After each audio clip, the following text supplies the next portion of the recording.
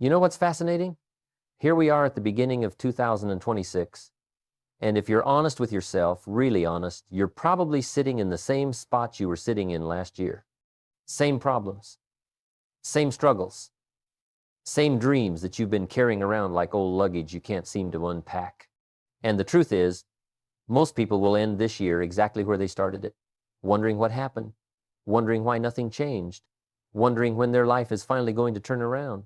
But let me tell you something that might sting a little. Your life isn't going to turn around until you turn around.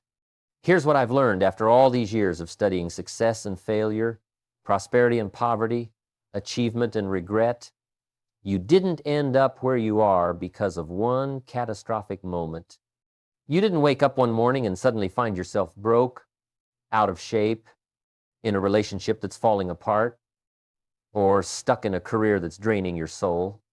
No, it happened slowly. It happened through 1,000 small decisions, 1,000 little compromises, 1,000 moments where you chose the easy path instead of the right path, where you chose comfort over growth, where you chose tomorrow over today. Let me ask you something, and I want you to really think about this. How many times have you said to yourself, next year is going to be different? How many New Year's resolutions have you made and broken? How many times have you promised yourself that you're going to lose the weight, save the money, start the business, write the book, repair the relationship, or finally become the person you know you're capable of being? And how many times have you let yourself down? The truth is, most people are living in what I call the cycle of disappointment. They get excited at the beginning of a new year. They make big promises to themselves. They might even take action for a few days or a few weeks. And then life happens. The motivation fades. The old habits creep back in. The comfort zone starts calling. And before they know it, they're right back where they started. Except now they're carrying the extra weight of another failed attempt, another broken promise to themselves. But here's what you need to understand. That cycle isn't happening to you. You're simply operating on the wrong philosophy. And until you change your philosophy, nothing else is going to change. You see, your life today is essentially the sum total of your choices. Your bank account is a reflection of your financial choices. Your body is a reflection of your health choices. Your relationships are a reflection of how you've chosen to treat people and who you've chosen to spend time with. Your career is a reflection of the skills you've chosen to develop and the opportunities you've chosen to pursue or ignore. Now, I know that's hard to hear. I know it's much easier to blame the economy, blame your boss, blame your spouse, blame your parents, blame the government, blame the weather, blame anything and anyone except the person you see in the mirror every morning. But here's the thing about blame. It might make you feel better temporarily, but it's never going to make your life better. Blame is just another way of giving away your power. When you blame external circumstances for your situation, you're essentially saying, I have no control over my life. And once you believe that, you're finished. You're done. You're going to stay stuck forever. Let me tell you about a man I met years ago. He was about 45 years old, working a job he hated, living paycheck to paycheck, 20 pounds overweight, and going through his second divorce. When I first talked to him, he spent 30 minutes telling me everything that was wrong with his life and whose fault it was. His first wife was difficult. His second wife didn't understand him. His boss didn't appreciate him. His parents didn't give him the right start in life. The economy was terrible. His industry was changing, on and on and on. And when he finally stopped to take a breath, I asked him one simple question. So what are you going to do about it? He looked at me like I'd just spoken a foreign language. What do you mean? What am I going to do about it? He said, didn't you hear what I just told you? All these things are happening to me. And that's when I knew he wasn't ready to change. He was too invested in his story, too comfortable with his excuses, too attached to being the victim. But about 6 months later, something happened. I don't know what it was. Maybe he hit rock bottom. Maybe he just got tired of his own story, but something shifted. He called me and said, I'm ready. I'm ready to stop blaming and start building. I don't know how, but I'm ready. That moment right there, that's what I call the decision point. That's the moment when everything can change, when you finally stop pointing fingers at everyone else and you look in the mirror and say, I am the problem, but I am also the solution. You see, you can't change other people. You can't change the past. You can't change the economy or the weather or your DNA. But you can change you. You can change your philosophy, your attitude, your habits, your disciplines, your associations, your goals, your activities. You can change the one thing that matters most, yourself. And here's the beautiful part about taking personal responsibility for your life. The moment you accept that you created your current situation through your choices, you also accept that you have the power to create a different situation through different choices. If you built this life, you can build another one. If you got yourself here, you can get yourself somewhere else. The same mind that created your problems can create your solutions. The same hands that built your current reality can build a better reality. But let me be clear about something. Taking responsibility isn't about beating yourself up. It's not about shame or guilt or feeling bad about the past. That's just another waste of time and energy. What's done is done. The past is in the past. You can't change it, you can't fix it, you can't go back and make different choices. But you can learn from it. You can look at your life right now and say, okay, this is where my choices have brought me. I don't love it, but I own it. And now I'm going to make different choices that will bring me somewhere better. You know what's interesting? Most people spend more time planning a 2-week vacation than they spend planning their entire life. They'll research hotels and restaurants and activities. They'll create detailed itineraries. They'll budget every dollar. They'll make sure everything is perfect. But when it comes to their life, their future, their legacy, they just kind of wing it. They drift. They react. They hope things will work out. And then they wonder why they end up somewhere they never intended to go. Let me tell you something about this year, about 2026. There's nothing magical about it. The calendar changing doesn't change you. The date on the newspaper doesn't transform your life. January 1st is just another day. And if you approach it the same way you've approached every other day, you're going to get the same results you've always gotten. But, and this is important, if you decide that this year is going to be different, not because the year itself is different, but because you're going to be different, then everything changes. Here's what I mean by that. A new year can be a powerful psychological trigger if you use it right. It's like a fresh page in a book, a clean slate, a new beginning. But only if you bring intention to it. Only if you decide that you're going to write a different story this time. Only if you commit to becoming a different person than you were last year. You see, the question isn't, will 2026 be a good year? The question is, who am I going to become in 2026? Because your results are always going to be a reflection of who you are, not what you want. Think about it like this. A farmer doesn't stand in the middle of his empty field in January and wish for a harvest. He doesn't hope that crops will magically appear. He doesn't blame the weather or the economy or bad luck when nothing grows. No, he understands the law of the harvest. He knows that if he wants to reap in the fall, he's got to sow in the spring. He's got to prepare the soil, plant the seeds, water them, protect them, nurture them, and then wait patiently for the natural process to unfold. And the same law applies to your life. If you want to rebuild your life in 2026, you've got to understand that it's going to require planting new seeds, seeds of discipline, seeds of learning, seeds of better habits, seeds of healthier relationships, seeds of financial wisdom. And here's the thing about seeds. They don't produce results immediately. You don't plant a seed on Monday and harvest on Tuesday. There's a season of invisible growth where nothing seems to be happening, where it looks like your efforts aren't working, where it's tempting to give up and go back to the old way. But that's exactly where most people fail. They start strong in January. They're fired up, motivated, ready to conquer the world. They join the gym, they start the diet, they open the savings account, they buy the books, they make the plans, and for a few weeks they feel great. They feel like they're finally on the right track. But then February comes, and the excitement fades, March arrives, and the old patterns start creeping back in. By April, they've abandoned most of their resolutions. By May, they've forgotten them entirely. And by December, they're making the same promises all over again, wondering why nothing ever changes. The reason nothing changes is because they're confusing motivation with commitment. Motivation is a feeling. Commitment is a decision. Motivation comes and goes. Commitment stays. Motivation is what gets you started. Commitment is what keeps you going when motivation is long gone. And if you want to rebuild your life, you're going to need commitment, not just motivation.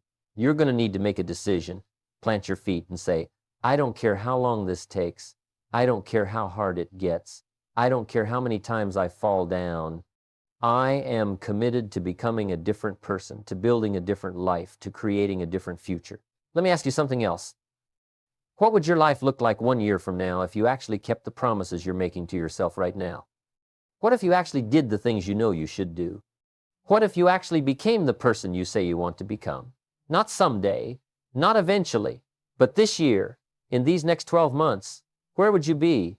What would you have? Who would you be? And here's the flip side of that question. What will your life look like 1 year from now if nothing changes? If you keep doing what you've been doing, if you keep thinking what you've been thinking, if you keep choosing what you've been choosing, because here's the truth, a year from now, you're either going to be exactly where you are right now, or you're going to be somewhere completely different. But you're not going to drift into a better life. You have to build it. You have to choose it. You have to commit to it. So here's where we start. Not with some complicated strategy or some secret formula or some perfect plan. We start with a decision, a real decision. Not a wish, not a hope, not a I'll try, but a bone-deep, soul-level decision that says, I am done living this way. I am done making excuses. I am done blaming circumstances. I am done settling for less than I'm capable of. Starting right now, I am going to rebuild my life from the ground up, and nothing is going to stop me. That's the decision point. That's where everything begins. That's the foundation that every other change is going to be built on. Because until you make that decision, nothing else I tell you is going to matter. You can have all the knowledge in the world, all the strategies, all the techniques, all the opportunities, but if you haven't made the decision to change, none of it will make any difference. The decision comes first. Everything else follows. Now that you've made the decision to rebuild, let me tell you what has to change first. It's not your circumstances. It's not your bank account. It's not your job or your relationships or where you live. What has to change first is your philosophy, the way you think. Because here's a fundamental truth that most people never grasp. You don't get in life what you want, you get in life what you are. And what you are is determined by what you think about most of the time. Your philosophy is like the soil that everything else grows in. If the soil is contaminated with limiting beliefs, negative thinking, and poor ideas, nothing good is going to grow there. You can plant the best seeds in the world, but in bad soil, they're going to die. That's why some people can be given incredible opportunities and squander them, while others can start with nothing and build empires. It's not about what you're given, it's about what you think. Let me give you an example. I've known people who grew up poor and stayed poor their entire lives. And I've known people who grew up poor and became wealthy. What's the difference? The difference is philosophy. The person who stays poor has a poverty philosophy. They think things like rich people are greedy, money is hard to come by, I'll never get ahead, the system is rigged against people like me. And with that philosophy, they're absolutely right, they'll never get ahead. Not because it's true, but because they believe it's true, and their beliefs shape their actions. But the person who grows up poor and becomes wealthy, they rejected the poverty philosophy. They said, just because I started here doesn't mean I have to stay here. Just because my parents didn't have money doesn't mean I can't earn money. Just because this is where I am doesn't determine where I'm going. Different philosophy, different actions, different results. You see, your attitude determines your altitude. That's not just a catchy phrase, it's a law of life. Show me someone with a poor attitude, and I'll show you someone with poor results. Show me someone with a great attitude, and I'll show you someone who's climbing higher every single day. Your attitude is your approach to life. It's whether you see obstacles or opportunities, whether you see problems or possibilities, whether you see reasons why you can't or ways that you can. And here's what most people don't understand. Your attitude isn't something you're born with. It's something you develop. It's something you choose. Every single morning, you wake up and you get to decide what kind of attitude you're going to bring to the day. Are you going to be grateful or grumbling? Enthusiastic or apathetic? Solution-focused or problem-focused? That choice is yours, and it's one of the most powerful choices you'll ever make. But changing your philosophy and your attitude requires something specific. It requires self-education. You've got to feed your mind the right information. You can't watch garbage television for 4 hours every night, listen to negative people complain all day, Scroll through social media looking at everyone else's highlight reel, and then wonder why you feel discouraged and stuck. Your mind is like a garden. Whatever you plant is what's going to grow. Plant weeds, get weeds. Plant flowers, get flowers. Let me tell you what changed my life. It wasn't one big moment. It was a simple discipline that I started when I was 25 years old. I started reading books. Not just any books, but books written by people who had achieved what I wanted to achieve, who had built what I wanted to build, who had become what I wanted to become. I read books on success, on philosophy, on business, on personal development, and those books did something that nothing else could do. They changed the way I thought. One book gave me an idea that changed my financial life. Another book gave me a perspective that changed my relationships. Another book gave me a strategy that changed my career. And over time, those books, those ideas, those new ways of thinking compounded into a completely different life. But here's what I realized. All that wisdom was sitting on shelves in libraries and bookstores, available to anyone willing to invest a few dollars and a few hours. The information that could change your life isn't hidden. It's not secret. It's not locked away. It's right there, waiting for you to pick it up. The tragedy is that most people won't do it. They'll spend money on entertainment, on eating out, on things that don't matter, but they won't invest in their own mind. They'll watch television for 20 hours a week, but they won't read for 20 minutes a day. They'll listen to music or podcasts about nothing, but they won't listen to wisdom from people who have already walked the path they want to walk. Rebuilding your life starts with rebuilding your library and your learning habits. Start reading 30 minutes a day. Listen to educational content while you're driving. Surround yourself with better information, better ideas, better philosophy. Because here's the truth. In 5 years, you're going to be the same person you are today, except for two things: the books you read and the people you meet. If you want to become someone different, you've got to feed your mind something different. Now we move from philosophy to practice, from thinking to doing. Because here's what you need to understand. Knowledge without action is just entertainment. You can have all the right ideas, all the right attitudes, all the right philosophy, but if you don't translate that into daily disciplines, nothing changes. The difference between someone who rebuilds their life successfully and someone who just talks about it comes down to one thing: daily disciplines. Let me tell you about goals. Not the kind of goals most people set, those vague wishes like, I want to be successful, or I want to be happy, or I want to make more money. I'm talking about specific written goals that pull you forward every single day. Here's what I've learned. When you write down a goal, you increase the probability of achieving it dramatically. When you review that goal every single day, you program your mind to look for opportunities to make it happen. When you let that goal drive your daily decisions, you start moving toward it whether you realize it or not. Most people don't have goals. They have wishes. They have hopes. They have somedays and maybes and would tit beneath. But they don't have clear, specific written targets that say, this is what I'm building, this is where I'm going. This is who I'm becoming.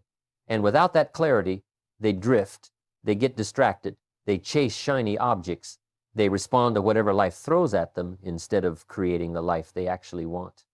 Here's what I want you to do. Get yourself a notebook, not someday, today. And I want you to write down your goals for 6 areas of your life. Your finances, your health, your relationships, your personal development, your career, and your spiritual life. Be specific. Don't write, I want to be wealthy. Write, I will save $500 a month for the next 12 months. Don't write, I want to be healthy. Write, I will exercise 4 times a week and eliminate sugar from my diet. You see the difference?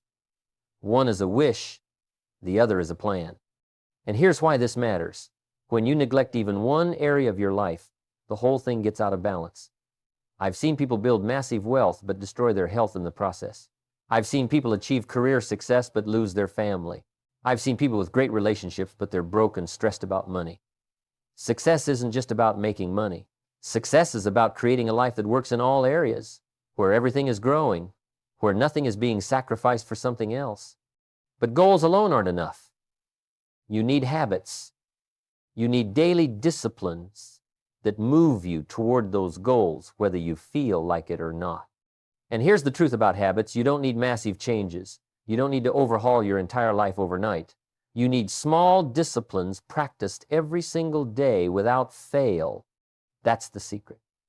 Not the big dramatic gestures, not the New Year's resolution where you try to change everything at once and burn out by February, but the small, simple disciplines that you do consistently. Let me give you some examples. Reading 30 minutes a day, that's a small discipline. Walking for 20 minutes every morning, that's a small discipline. Saving 10% of every dollar you earn, that's a small discipline. Writing in a journal for 5 minutes before bed, that's a small discipline. None of these things are difficult. None of them require superhuman willpower. But do them every single day for a year, and your life will be unrecognizable. Here's what most people don't understand about success and failure. Success is a few simple disciplines practiced every day. Failure is simply a few errors in judgment repeated every day. It's that simple. The difference between where you are and where you want to be isn't some huge gap that requires a miracle. It's just a few small disciplines that you're not doing yet, or a few small errors that you keep repeating. Think about health. Nobody gains 50 pounds overnight. They gain it half a pound at a time by making small errors in judgment, eating the wrong foods, skipping exercise, staying up too late. Do that every day for a few years, and you wake up overweight, out of shape, and wondering what happened. But the same principle works in reverse. Eat a healthy meal that's easy to do. It's also easy not to do. Go for a walk, easy to do, easy not to do. Get a good night's sleep, easy to do, easy not to do. But do those easy things every single day, and in a year, you've transformed your health. The same applies to your finances. Saving money is easy. Spending less than you earn is easy. Investing 10% of your income is easy. But it's also easy not to do. And most people choose easy now over easy later. They choose the immediate gratification over the long-term gain. They choose comfort over discipline. And then they wonder why they're broke, out of shape, stuck in dead-end careers, and living lives that feel small. Rebuilding your life comes down to this. Small disciplines, practiced daily in every area that matters. Now let's talk about execution. Because you can have the right philosophy, you can have the right goals, you can even have the right habits, but if you don't protect your time and choose your associations wisely, you're going to struggle. Time and people, these are the two resources that will either make you or break you, and most people are careless with both. Let me start with time, because it's the one thing you can never get back. You can always make more money. You can rebuild relationships. You can recover from mistakes. But you can never recover wasted time. Every single day you get 24 hours, same as everyone else. The billionaire gets 24 hours. The person living paycheck to paycheck gets 24 hours. The successful person gets 24 hours. The struggling person gets 24 hours. The difference isn't in how much time you have. The difference is in how you use it. Most people treat time like it's unlimited. They waste it on things that don't matter. They spend hours scrolling through their phones, watching shows they don't even enjoy, hanging out with people who drain their energy, doing busy work that produces no results. And then they say they don't have time to read, don't have time to exercise, don't have time to work on their goals, don't have time to build something meaningful, but that's not true. They have the same amount of time as everyone else. They're just choosing to spend it on things that don't move them forward. Here's what I want you to understand. You need to protect your time the same way you protect your money.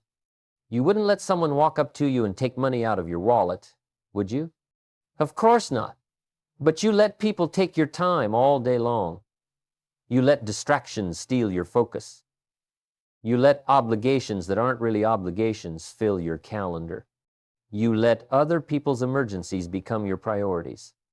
And at the end of the day, you wonder where all your time went. Start being selective about how you spend your time. Be intentional. Be ruthless if you have to. Ask yourself, is this activity moving me toward my goals or away from them? Is this person adding value to my life or draining it? Is this commitment essential or just something I feel obligated to do? And have the courage to say no to things that don't serve your future, even if saying yes feels easier in the moment. Now, let me talk about association, because this might be the most important thing I tell you. You become the average of the 5 people you spend the most time with. That's not my opinion. That's not a theory. That's a law of life. Show me your friends, and I'll show you your future. If you hang around 5 broke people, you're going to be the 6th. If you hang around 5 negative people, you're going to be negative. If you hang around 5 people with no ambition, no discipline, no goals, guess what's going to happen to you? But here's the flip side. If you can find a way to spend time with people who are smarter than you, more successful than you, more disciplined than you, more ambitious than you, you're going to rise. You're going to grow. You're going to become better almost by osmosis. Their standards will become your standards. Their habits will become your habits. Their way of thinking will influence your way of thinking. I know this is difficult because sometimes the people holding you back are people you care about. Sometimes it's family. Sometimes it's friends you've known for years. And I'm not telling you to be cruel or to cut people off without compassion. But I am telling you that if you're serious about rebuilding your life, you're going to have to make some hard decisions about who gets access to your time and energy. You might have to create some distance. You might have to set some boundaries. You might have to spend less time with people who don't support your growth and more time with people who do. Let me tell you what happened when I started making changes in my own life. Some people didn't like it. Some people thought I was getting too big for my britches.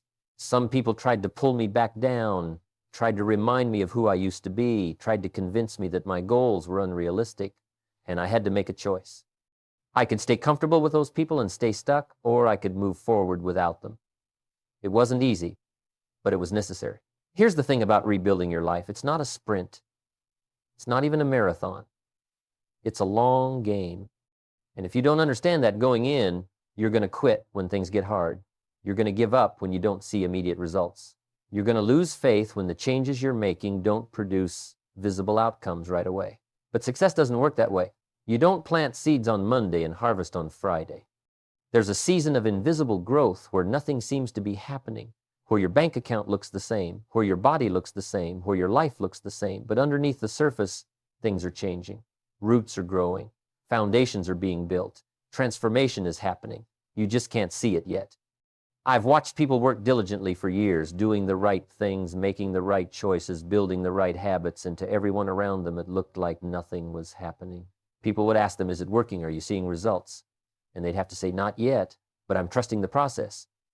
And then one day, boom, everything they'd been working for started to show up. The money started flowing. The opportunities started appearing. The body started transforming. The life they'd been building in private became visible to everyone.